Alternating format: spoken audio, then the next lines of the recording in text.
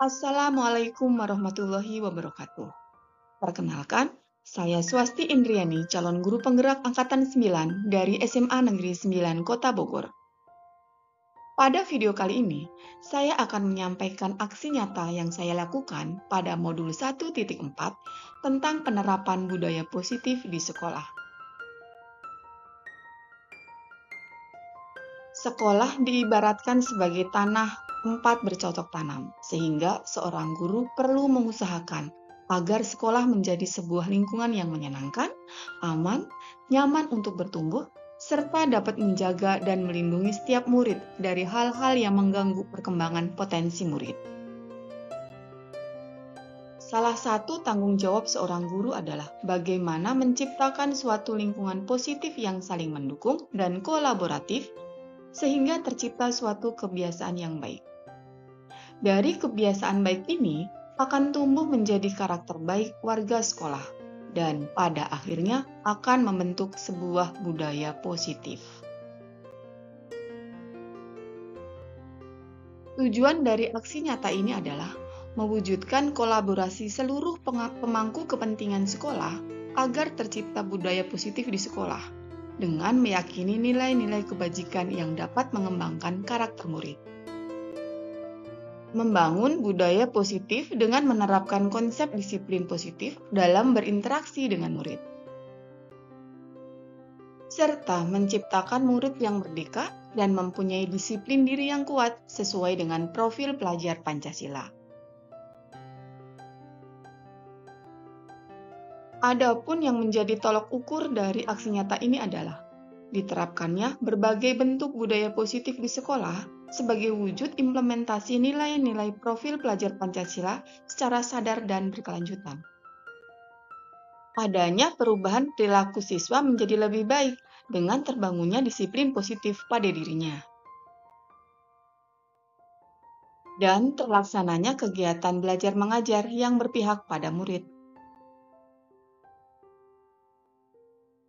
Selanjutnya, lini masa dari rangkaian tindakan yang dilakukan pada aksi nyata ini adalah: pertama, membuat rancangan aksi nyata. Kemudian, berkoordinasi dengan kepala sekolah untuk mendiseminasikan pemahaman budaya positif dan pentingnya penerapan budaya positif di sekolah. Melaksanakan kegiatan diseminasi atau pengimbasan kepada guru tentang pemahaman budaya positif di sekolah. Berkolaborasi dengan seluruh warga sekolah dalam rangka menerapkan budaya positif. Dan terakhir, melakukan evaluasi serta refleksi terhadap aksi nyata yang sudah dilaksanakan. Aksi nyata ini tentunya membutuhkan dukungan dari berbagai pihak.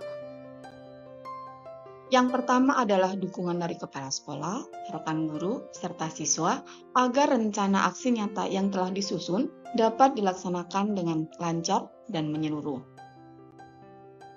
Dukungan dari orang tua agar budaya positif dapat diterapkan pula oleh peserta didik di rumah. Serta diperlukan sarana dan prasarana untuk menumbuhkan budaya positif di sekolah. Nah, selanjutnya, berikut ini adalah diseminasi tentang budaya positif yang saya lakukan di SMA Negeri 9 Kota Bogor.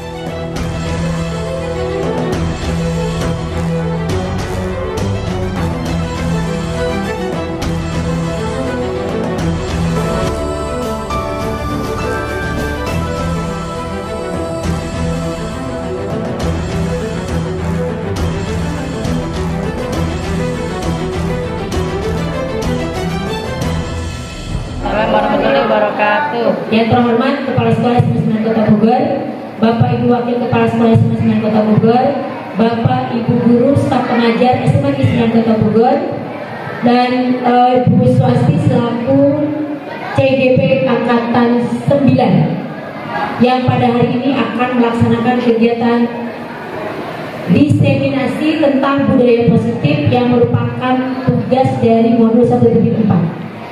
Baik, pertama-tama kita panjatkan puji dan syukur kepada Allah Subhanahu wa taala bahwa pada siang hari ini kita masih diberikan nikmat, salah satunya nikmat sehat, sehingga kita bisa bersama-sama berada di ruangan ini untuk mengikuti jalannya pengibasan budaya positif yang akan disampaikan oleh Bu Swasti Edriani selaku CGP Angkatan 9. Tidak lupa selalu serta salam kita jangan lupakan ke junjungan Nabi besar kita Muhammad Sallallahu Alaihi Wasallam, kepada keluarganya, kepada sahabatnya, dan kepada kita umatnya yang insya Allah akan mendapatkan syafaat yang zaman nanti. Baik Bapak Ibu sekalian, kegiatan hari ini adalah bentuk dari bagaimana Bu Swasti itu selaku CGP Angkatan 9 telah mempelajari, memahami, dan mengimplementasikan modul di modul titik 1, modul 1, dan khususnya di modul 1.4, di mana Bu Swasti diberikan tugas untuk memberikan pengalaman berharganya bagaimana beliau mempelajari rangkaian pelatihan calon guru penggerak khususnya di budaya positif. Mari Bapak Ibu sama-sama kita simak apa yang akan Bu Swasti sampaikan kepada kita semua. Mudah-mudahan nanti akan bermanfaat buat kita semua. Kepada Bu Swasti kami silakan. Ya, terima kasih untuk semuanya. Assalamualaikum warahmatullahi wabarakatuh. Waalaikumsalam warahmatullahi wabarakatuh. Yang terhormat Bapak Kepala Sekolah, yang saya hormati Bapak Ibu Wakil Kepala Sekolah dan teman-teman semuanya dari SMA Negeri 9 Kota Bogor yang saya cintai. Nah, di sini saya tidak untuk menggurui ya, saya hanya akan mendiseminasikan atau mengimbaskan ilmu yang saya dapatkan selama mengikuti pendidikan guru penggerak, terutama untuk mempelajari pada modul 1.4. Kalau di kita istilahnya modul 1.4 tentang budaya positif di sekolah. Ya, kalau kita bicara tentang budaya positif, budaya dalam angan kita, dalam pengertian kita, kira-kira itu apa Bapak Ibu? Budaya positif kira-kira apa ya? Kebiasaan yang baik ya. Kebiasaan yang baik ya, bagus. Pembiasaan yang baik. Dan pertanyaannya, apakah di sekolah kita sudah melaksanakan ini? Banyak sekali ya Bapak Ibu ya. Misalnya ya, tadarus yang kita laksanakan setiap pagi, morning greeting, jadi kita menyambut siswa di pagi hari, kemudian salam kebangsaan dalam rangka meningkatkan rasa nasionalisme kita. Kemudian ada kegiatan Jumat, beberapa Jumat bersih, kemudian Jumat duha, Jumat sehat. Luar biasa, insya Allah di SMA 9 untuk melaksanakan budaya positif ini sudah untuk budaya positif ini sudah dilaksanakan dengan baik. Nah, di sini saya akan sedikit menjelaskan, sedikit memaparkan materi yang saya dapatkan dari modul 1.4. Inti dalam mempelajari budaya positif, bagaimana budaya positif itu diterapkan di sekolah, apa-apa saja. Jadi selama ini kita hanya belajar hanya implementasinya apa. Terus sekarang kita akan kita bahas konsep-konsep inti dari budaya positif. Yang pertama adalah disiplin positif, kemudian dihubungkan dengan nilai-nilai kebajikan, kemudian teori motivasi perilaku manusia, hukuman dan penghargaan. Ini adalah salah satu yang cukup menarik yang memang yang saya dapatkan di sini. Kemudian keyakinan kelas, ya kita sudah menyusun ya kalau di sekolah ya. 5 posisi kontrol guru dan segitiga restitusi. Di sini kita akan selanjutnya kita akan sedikit membahas tentang ada sekitar 7 materi insya Allah, tapi nggak akan lama.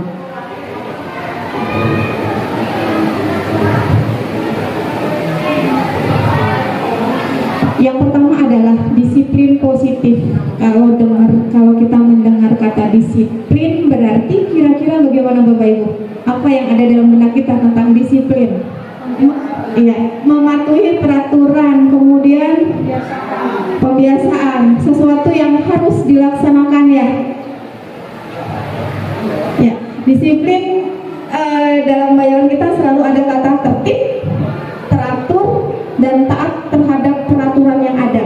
Nah, kata disiplin itu sering kita dengar dan selalu kita hubungkan dengan hukuman, padahal hal ini sangat berbeda karena belajar tentang disiplin positif tidak harus dengan hukuman. Bahkan kalau bisa diusahakan tidak pernah ada yang namanya hukuman. Jadi di sini, nah bagaimana membentuk suatu disiplin harus dari masing-masing, dari diri kita masing-masing secara motivasi secara internal. Jadi di sini adalah disiplin positif adalah suatu pendekatan untuk menuntun kodrat anak agar berdaya dalam mengontrol diri, menguasai diri untuk memilih tindakan yang mengacu pada nilai-nilai kebajikan. Apa itu nilai kebajikan? Nah, nanti ini yang akan kita pelajari selanjutnya pada saat menyusun keyakinan kelas. Nilai kebajikan adalah sifat-sifat positif manusia yang merupakan tujuan mulia yang ingin dicapai setiap individu. Misalnya, kita harus datang tepat waktu. Nilai kebajikannya apa? Disiplin. Anak-anak tidak boleh membuli, saling membuli. Nilai kebajikannya apa? Saling menghargai. Itu yang nanti akan kita gunakan di pada saat penyusunan keyakinan kelas. Selanjutnya, teori motivasi perilaku manusia. Nah, Bapak Ibu saya mau nanya, kalau kita ya sebagai guru datang tepat waktu ke sekolah, kira-kira motivasinya apa? Memberikan contoh komitmen. Ada lagi? Tanggung jawab. Adakah yang karena takut kimop? Ya, ada ya. Takut kimopnya nanti merah? Ya, terus ada nggak yang dengan alasan biar mendapat penghargaan? Oh, nol kok, keterlambatannya nol, alfanya nol, itu akan mendapatkan suatu penghargaan. Mungkin di dalam hati kita ada tuh motivasi seperti itu ya. Jadi memang ada 3 motivasi perilaku manusia. Yang pertama adalah untuk menghindari ketidaknyamanan atau hukuman. Tadi timau merah itu tidak nyaman sekali ya Bapak Ibu, udah takut banget nanti langsung ke kepala sekolah pengen dihapus keterlambatan karena ada sesuatu hal. Kemudian yang kedua, untuk mendapatkan imbalan atau penghargaan dari orang lain. Yang tadi dengan kita keterlambatan 0 berarti mau nggak sebenarnya dari dalam kita bangga gitu ya. Kemudian yang ketiga ini yang tadi dari dalam ini internal, motivasi dari internal ini yang paling penting untuk menjadi orang yang mereka inginkan dan menghargai diri sendiri. Ini adalah komitmen bahwa saya datang sekolah harus untuk memberikan contoh kepada anak-anak kita. Kemudian komitmen kita sebagai guru harus memang datang lebih awal dari siswa. Itu adalah motivasi dari internal. Ya, kita hindari sebenarnya ini motivasi yang dari eksternal, meskipun kadang kita dibutuhkan untuk itu. Ya, motivasi internal ini adalah tujuan dari disiplin positif, yaitu menanamkan motivasi internal dari peserta didik. Kita harapkan peserta didik pun akan memiliki motivasi internal, motivasi mematuhi peraturan, mematuhi keyakinan yang ada itu benar-benar dari hati masing-masing. Kemudian ada hukuman dan penghargaan. Selama ini kita selalu bilang hukuman itu tidak enak, tetapi dan tidak benar. Ya, tetapi penghargaan pun sebenarnya tidak 100% dibenarkan dan diharapkan tidak memberikan penghargaan secara terus-menerus.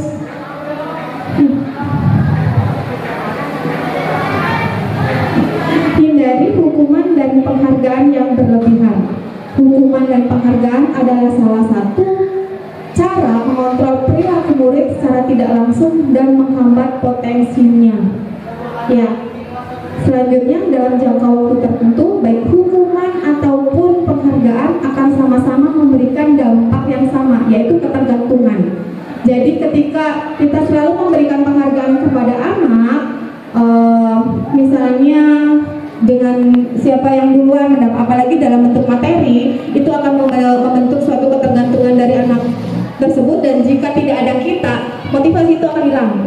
Jadi kenapa kita tidak boleh memberikan penghargaan itu tidak efektif sebenarnya. Nah, ini sebenarnya hal yang saya dapatkan di pendidikan ini yang saya benar-benar tidak terduga, karena selama ini dengan senang hati memberikan penghargaan kepada anak dengan tujuan biar mereka motivasi atau apa, sebenarnya itu ternyata tidak efektif, apalagi diberikan dalam jangka waktu yang cukup lama. Nah, sekarang keyakinan kelas. Bapak Ibu, selama ini kalau di kelas kita istilahnya lebih sering mendengar keyakinan kelas atau kesepakatan kelas. Kesepakatan kelas ya. Nah, jadi kita membuat peraturan kelas atau kesepakatan kelas ini memang tujuannya semata-mata untuk membentuk suatu budaya positif di sekolah, di kelas. Namun nanti peraturan kelas atau kesepakatan kelas yang kita buat akan berkembang menjadi suatu keyakinan kelas, kemudian akan berkembang lagi menjadi suatu lingkungan yang positif. Dengan lingkungan yang positif tentu akan menjadi budaya yang positif di sekolah. Nah, ini juga miskonsepsi dari yang selama ini saya dapatkan. Selama ini saya berpikiran bahwa cukup dengan kesepakatan kelas saja, padahal sementara yang dibutuhkan adalah keyakinan yang ada pada diri anak untuk yang yakin untuk melaksanakan kesepakatan yang ada. Nah, di sini ada peraturan sama. Ya. Nah, kita ini pengertiannya dulu ya. Keyakinan kelas adalah nilai-nilai kebajikan yang diyakini oleh warga kelas untuk menumbuhkan motivasi internal dan budaya positif di kelas. Nah, ini nanti guru bersama-sama dengan siswa membentuk suatu kesepakatan kelas yang kemudian berkembang menjadi keyakinan kelas. Bedanya apa?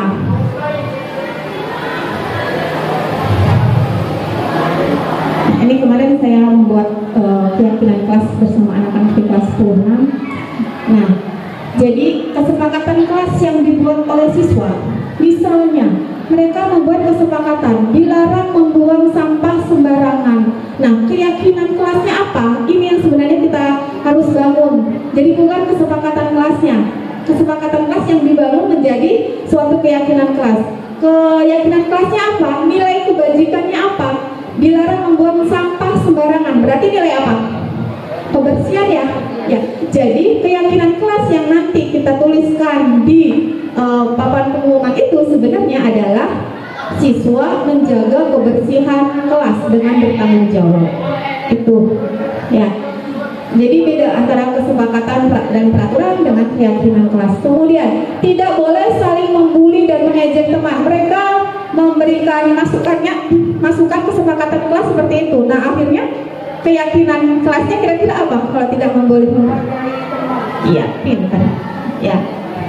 Ya, toleransi atau saling menghargai di antara teman. Itu keyakinan kelas yang kedua. Kalau misalnya memang nanti ada masukan dari siswa seperti itu. Sekarang ketiga, contoh, tidak mencontek saat ujian sedang berlangsung. Kira-kira apa? Ya, kejujuran. Ya, siswa bersikap jujur. Ya, seperti ini Bapak Ibu yang saya dapatkan tentang keyakinan kelas, bagaimana menyusun suatu keyakinan kelas. Nanti diharapkan ke depannya, terutama untuk Bapak Ibu wali kelas, bisa memimpin diskusi dengan siswa-siswanya untuk membentuk keyakinan kelas dari kesepakatan kelas atau peraturan kelas yang sudah dibuatnya. Ya. Nah, sekarang tinggal 2 lagi. 5 posisi, ini posisi kontrol sebagai apa? Ini adalah posisi kontrol dalam memecahkan masalah siswa, dalam menangani masalah siswa. Ada 5 posisi kontrol: penghukum, pembuat merasa bersalah, teman, pemantau, dan manajer. Kira-kira kita biasa pakai yang mana itu? Sebelum kita dengar ini bahas tentang penjelasannya.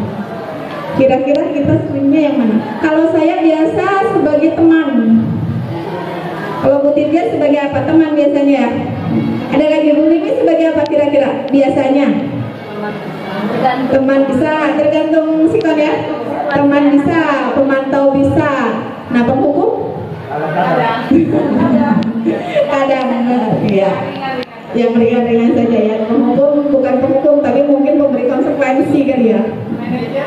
Ya, manajer ini yang nanti. Baik, yang pertama, penghukum. Penghukum itu yang seperti apa? Ya, biasa menggunakan baik hukuman fisik, ya tidak harus fisik ya, verbal pun juga merupakan hukuman yang bisa membuat anak merasa rendah diri atau merasa tersalahkan. Kata-kata bisa digunakan dengan patuhi aturan saya, kalau enggak awas. Ya, pernah tuh kita biasanya kayak enak di rumah ya. Terus selalu saja kamu terus yang terlambat, terus saja seperti itu, nggak pernah mau berubah. Gitu. Itu sudah merubah, meskipun verbal kita tidak menggunakan fisik, tapi ini juga sudah merupakan tipe kontrol penghukum. Yang kedua, pembuat rasa bersalah. Nah, di sini kita menggunakan kata-kata lembut kayak biar anak itu merasa bersalah kalau dia berbuat salah. Contohnya, ibu kecewa dengan kamu. Jadi biar anak merasa, oh iya ya, saya sudah mengecewakan ibu. Kemudian gimana coba kalau orang tua kamu seperti ini. Jadi membuat rasa bersalah ke orang tuanya. Gitu ya. Ini sangat tidak diharapkan sebenarnya. Mungkin kadang-kadang buat menyentuh hati mereka gitu kan, niat kita kan buat menyentuh hati mereka, tetapi ini akan berakibat negatif juga ke anak. Selanjutnya teman, ini yang biasa mungkin kita banyak lakukan ya. Guru pada posisi ini tidak akan menyakiti murid, namun akan tetap berupaya mengontrol murid secara persuasif. Jadi kita akan lebih dekat dengan murid. Ada positif dan negatifnya. Kira-kira positifnya apa nih? Ya, kita bisa masuk ke dunia mereka. Ya, tapi negatifnya culangmu lah ya, kalau dalam bahasa Sundanya nggak sopan, jadi kita nggak merasa dihargain. Itu adalah posisi kontrol sebagai teman. Kata-katanya misalnya, ayolah bantu demi ibu, atau ayo kita jalan ke mana gitu, tenang aja, semua udah beres. Jadi kayak menggampangkan sesuatu biar anak murid senang. Ya. Kemudian selanjutnya pemantau. Di sini guru selalu mengingatkan ke siswa tentang aturan, selalu dihubungkan dengan aturan. Kamu ingat aturan apa yang sudah kamu langgar. Jadi kita sebagai pemantau dan hanya satu arah dari kita. Ya. Dan terakhir adalah posisi sebagai manajer. Ini adalah posisi yang paling ideal bagi kita. Kenapa? Di sini guru bersama murid bersama-sama menyelesaikan masalah. Adanya komunikasi dari murid antara guru dengan murid yang baik untuk menyelesaikan masalah. Nanti akan dikenalkan dengan istilah restitusi. Ya, untuk menyelesaikan masalah dengan restitusi. Nah, ini tentang restitusi. Segitiga restitusi ini bagaimana kita menyelesaikan masalah dengan menggunakan posisi kontrol sebagai manajer. Ya. Restitusi adalah suatu proses menciptakan kondisi murid untuk memperbaiki kesalahan mereka. Jadi murid sudah melakukan kesalahan, kita memperbaiki kesalahan mereka sehingga mereka bisa kembali ke setelah selesai masalahnya, mereka bisa kembali ke kondisi awalnya tanpa ada rasa tekanan. Restitusi ini juga merupakan proses kolaboratif. Jadi ada kerjasama, ada komunikasi yang sangat baik antara guru dengan siswa dan membantu murid untuk berpikir menyelesaikan masalahnya. Oke. Nah, segitiga restitusi. Sebelumnya mungkin udah pernah mendengar istilah ini ya dari penjelasan guru penggerak sebelumnya ya sama Bu Dewi. Ada segitiga restitusi, ada 3 langkah untuk menyelesaikan masalah. Ya, berat memang kalau dikerjakan hanya sekali 2 kali, tetapi ini kan memang harus selalu berkesinambungan. Yang pertama adalah menstabilkan identitas. Nanti saya akan memberikan contoh ya, satu contoh yang sudah pernah saya lakukan. Kemudian menstabilkan identitas itu akan menjelaskan ke siswa bahwa setiap anak, setiap kita manusia, setiap anak, setiap orang itu akan bisa berbuat kesalahan. Tetapi bagaimana kita menyikapi, bagaimana kita meminimalisir kesalahan itu, kita akan lihat di menstabilkan identitas. Selanjutnya validasi tindakan yang salah. Ini kita akan menanyakan ke anak alasannya apa, kira-kira setelah ini kamu akan bagaimana. Nah, kita akan dilakukan di sini. Dan terakhir adalah menanyakan keyakinan. Tadi sudah dijelaskan bahwa di sekolah, di kelas sudah punya keyakinan masing-masing. Peraturan yang dikembangkan, peraturan kelas, kesepakatan semuanya yang telah dikembangkan menjadi suatu keyakinan. Ini yang terakhir.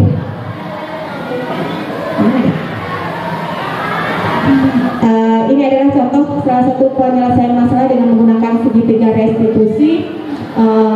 Anak ini contoh saja ya, anak ini melakukan kesalahan makan di kelas, padahal sudah ada kesepakatan, sudah ada keyakinan bahwa tidak boleh makan di kelas. Nah, saya memanggil, kemudian di sini langkah pertama menstabilkan identitas, menjelaskan bahwa emang manusia itu butuh makan, tetapi harus tahu di mana mereka, kondisinya di mana dan tempatnya seperti apa, harus benar-benar paham. Setelah itu dilakukan validasi tindakan yang salah. Saya tanyakan kenapa bisa melakukan seperti itu, dia menjelaskan dengan alasannya segala macam, dan dia pun akan kita tanyakan juga kira-kira apa yang harus kamu lakukan biar tidak mengulangi lagi. Dia menjelaskan dengan alasannya selanjutnya. Dan terakhir dengan menanyakan keyakinan. Apakah ingat dengan keyakinan kelas yang sudah kita susun, dan anaknya sudah ingat, dan dari sini dia motivasi dari dalam dirinya sendiri bahwa makan di kelas melanggar keyakinan kelas, yaitu melanggar nilai kebajikan kesopanan. Bapak Ibu, demikian apa yang dapat saya sampaikan, apa yang pemaparan tentang budaya positif dan aplikasi yang sudah saya lakukan di kelas. Terima kasih, semoga kita semua bisa menciptakan suatu budaya positif yang di sekolah kita, sehingga akan membuat suasana pembelajaran yang aman, nyaman, dan kondusif untuk pembelajaran. Terima kasih. Assalamualaikum warahmatullahi wabarakatuh.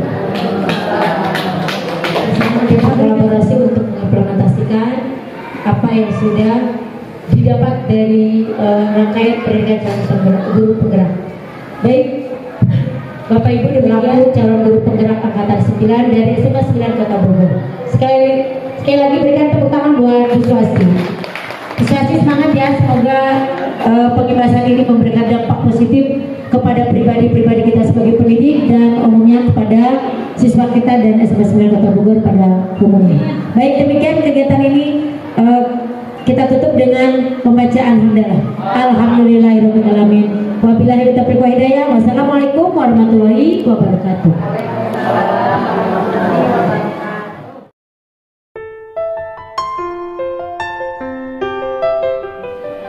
Assalamualaikum warahmatullahi wabarakatuh. Saya Dewi Dianesi, rekan kerja dari Bu Swasti Andriani, calon guru penggerak angkatan 9 dari SMA 9 Kota Bogor. Tadi kami mengikuti kegiatan pengimbasan budaya positif yang dilaksanakan oleh Bu Swasti kepada rekan-rekan di sekolah, khususnya kepada saya. Dari hasil kegiatan tadi, saya pribadi membuat satu kesimpulan bahwa Bu Swasti adalah calon guru penggerak yang memiliki kompetensi yang luar biasa. Beliau memahami setiap aspek apa yang beliau pelajari di rangkaian pendidikan calon guru penggerak, khususnya di materi tentang budaya positif.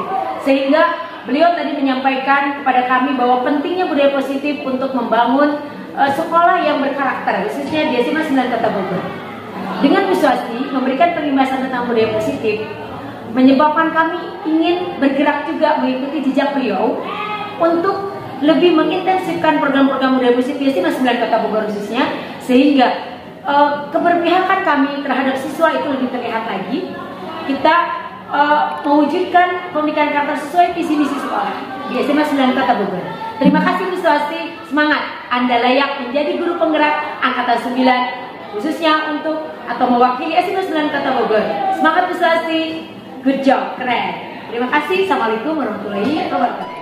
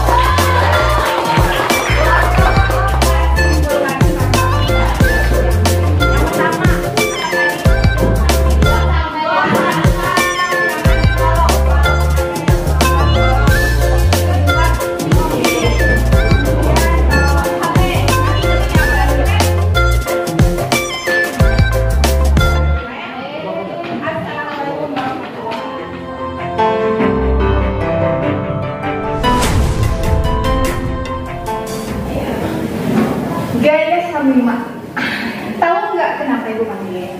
Tahu Bu, saya tadi ngelakuin kesalahan. Apa coba? Saya makan waktu jam pelajaran terus. Menurut Gaya itu benar nggak? Enggak Bu, kesalahan. Gaya, Ibu tahu kan kita manusia pasti butuh makan ya. Ada saatnya lapar, kapanpun kita bisa merasa lapar, tapi kita harus tahu kondisinya, waktunya, kapan kita harus makan. Kita harus tahan dulu ya untuk memperhatikan kesopanan yang ada di lingkungan kita. Nah, Ibu panggil Gaya ke sini bukan untuk mencari kesalahan, tapi ingin mencari solusi nanti harusnya bagaimana. Nah, kalau Ibu bisa tahu kenapa bisa seperti itu ya? Soalnya selama ini Ibu lihat Gaya itu udah rajin, udah selalu mematuhi peraturan gitu, dan di kelas itu selalu antusias. Kenapa? Itu pasti ada alasannya ya. Kebetulan saya anaknya tuh suka lapar Bu. Terus tadi pagi juga nggak sempat sarapan. Kenapa Ibu? Tadi pagi saya ngerjain tugas dari guru, terus buru-buru akhirnya nggak sempat sarapan di rumah. Jadi sudah tahu alasannya ya.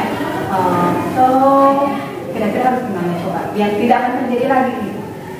Saya harus sarapan tepat waktu, terus kalau misalnya dikasih tugas langsung dikerjakan sampai itu. Nah, ini cuma mengingatkan lagi nih. Kita sudah pernah bikin keyakinan kelas tentang hal ini. Ingat nggak? Ingat. Coba.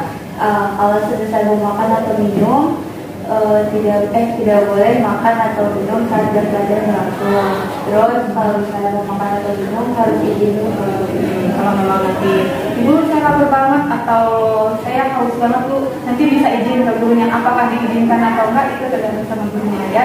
Asal guru juga tahu nih tingkat kepentingan yang harus disampaikan ke siswa gitu. Jadi harus perhatikan kesehatannya. Nah, selanjutnya gimana nih untuk selanjutnya agar Gaya bisa lebih baik lagi? Mungkin saya harus sarapan tepat waktu, terus mengerjakan tugas di tidak akan diulangi lagi ya. Kalau ya mau tetap Gaya seperti Gaya yang sebelumnya ya, yang sopan, yang selalu motivasi belajarnya selalu bagus, itu mau seperti itu menjadi pribadi yang lebih baik lagi. Ya, jadi di sini cuma mengingatkan semoga kedepannya Gaya menjadi lebih baik lagi. Oke, ya baik. Kalau sudah bisa kembali ke kelas untuk ikuti pelajaran lagi. Ya, semangat ya. Dari kelas 26, saya mengakui bahwa saya melakukan salah satu kesalahan dan melanggar salah satu peraturan di kelas, yaitu makan saat jam pelajaran berlangsung. Namun setelah berkomunikasi dengan Bu Swasti dan berdiskusi, saya mengakui bahwa saya salah dan saya berjanji tidak akan mengulanginya lagi. Dan saya senang dikomunikasikan seperti ini atau ditulis seperti ini karena saya merasa tidak dimarahi dan sebagainya. Terima kasih.